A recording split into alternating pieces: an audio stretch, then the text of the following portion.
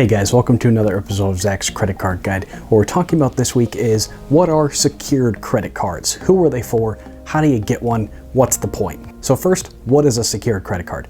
Well, these are for people with lower credit, again, for whatever reason. Maybe you're starting out in life, maybe you've made some mistakes in the past. For whatever reason, your credit score is not where it could be. If you find that you have trouble getting approved for regular credit cards, if you're getting denied, and sometimes a letter says maybe your credit score is a little bit lower, or for whatever reason, secured credit cards may be a good way to help you fix that. And typically how these work is you put a cash deposit with the bank, and then that amount becomes your credit line. So it's kind of like using your own money in a way. And the reason they do that is, again, because if you have a lower credit score, generally that means you're a higher risk. At least that's how the banks see it. So what they do is you put a cash deposit with them, and then they figure a worst case, if you max out the card and never pay the bill, they've already got your money. So that's kind of the whole point of that. Now, how they work is a little bit different and a little counterintuitive to the strategy that I recommend on this channel. One of the biggest things to keep you out of trouble if you are getting into credit card points and the miles hobby and everything is to pay off your balances in full every month. You don't want to go into debt just chasing points. That doesn't make any sense, because as soon as you start to pay interest, that quickly negates any value that you might get out of points or anything. And really that's what the banks are counting on, is people who carry balances. So on this channel, I recommend first be debt free if at all possible before you even think about getting into this game.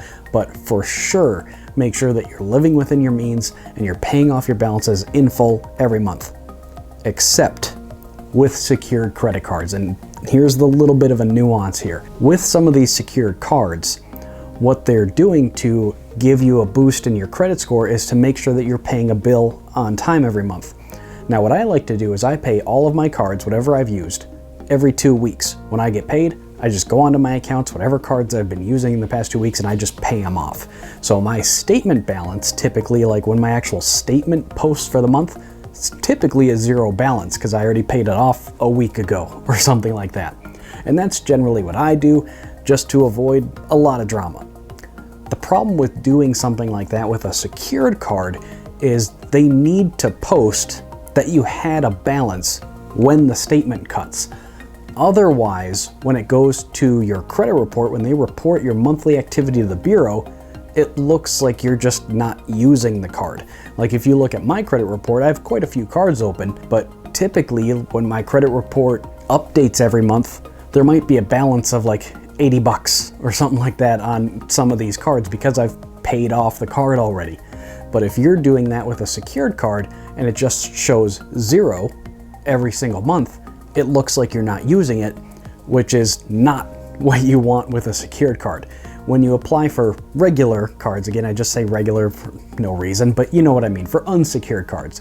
When you apply for those and you can get approved for those, it doesn't really matter. They just report on-time payments, even if you don't really have a balance, and it's not as big a deal.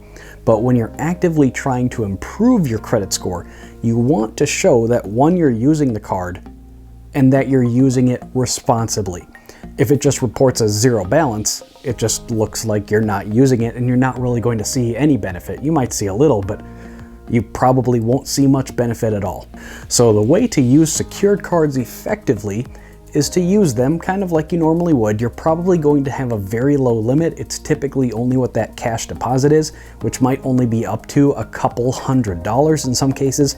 I know a lot of us could chew through that fairly quickly, but this is just kind of a game you'll have to play for probably 6 months to a year while you get your credit score up. So use the card like you normally would, keep an eye on it, make a mental note, know that you gotta pay it off, or what I would recommend is just set up auto pay and then just let it go. Don't do what I do if you've got these secured cards. Don't go in there and manually pay it yourself unless your statement has already cut and you're just making the payment because you want to. But maybe just set up auto pay and just let her buck, you know what I mean? And then it'll just take the payment when it needs to. And now the bank has reported that yes, you had a balance, and then yes, you paid it off. And that's what you want for a secured card. So there's tons out there. Now again, some of these banks are not the most ethical, and they do target these products at people who, in their opinion, don't have many other options. So sometimes there are annual fees for really no benefit or rewards. It's just because they can, because they know you don't have any other options.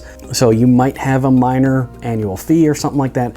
Again, this should only be your plan for like 6 months to a year maybe. So if you have to pay one annual fee just to get this ball rolling, that's just the cost of entry. You know what I mean? So definitely look at some cards out there, but like I said, know what you're getting into. There are certain banks, I'm not going to name any names because they send credit card bloggers all sorts of nasty letters, but there are banks out there. I would just Google any one that you plan to get a card from. Usually the big banks you're probably fine with, but there are some really scummy lenders out there that I would really recommend staying away from. So look at like the fee structure. A lot of them will hit you with all sorts of fees that are just completely unnecessary. So one that I would recommend for really no reason other than it seems to be a good product for this is the Capital One Platinum. For no other reason other than, again, it's just kind of one of the best ones for this. There's no annual fee for this. You can get approved with a credit score as low as 300, so they'll give it to pretty much anybody. And then all you have to do is put up your credit line. Like I said, it's usually like between 50 and up to 200 bucks, usually around there. You got to put that in cash with them, and then you just use the card like you normally would. The cool thing about that particular card is at 6 months, they will automatically consider you for a credit limit increase. So as long as you've been using the card responsibly, that's kind of your pathway in. And then what's also cool about that one is they should just let you basically do a product change, which is another good benefit for your credit score, especially when you're in kind of this volatile state, because you don't want to open and close a lot of accounts too, because that could really hurt you. So they usually just will let you do a product change, so it's the same account, same number, same history, nothing really changes on your credit report other than you can actually kind of use the card for more than 200 bucks now. So that it doesn't do me any good. This is not a Capital One sponsored video or anything like that.